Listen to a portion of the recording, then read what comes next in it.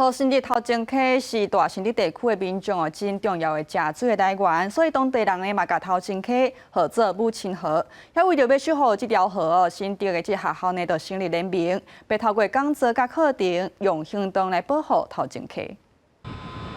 大新竹地区人口数大约100万人，其中75万人饮用水拢来自头前溪。过去头前溪就因为水源头有工厂头排污水，污染真严重。当地人讲，经过这几年整治了后，改善真济。以前细汉的时阵，我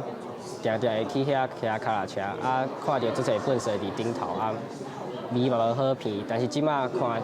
有清气足济，啊，我嘛希望我会使有一寡贡献。 为了守护头前溪，3年前新竹有举办饮好水公投，通过废污水管理自治条例，希望以源头来解决污染的问题。清华大学最近也甲新竹地区高经高中成立学校行动联名，要做伙守护头前溪。那我们就会去可能看说头前溪的水质怎么样，我们会实际去采样，然后以及去可能在这个过程中去练习检测那些可能有没有什么金属之类的。串联学生，然后串联学校的力量，然后把整件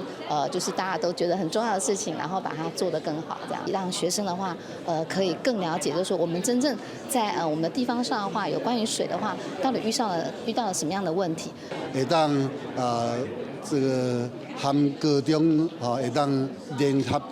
做一会安尼咱的永续的教育呢，才会当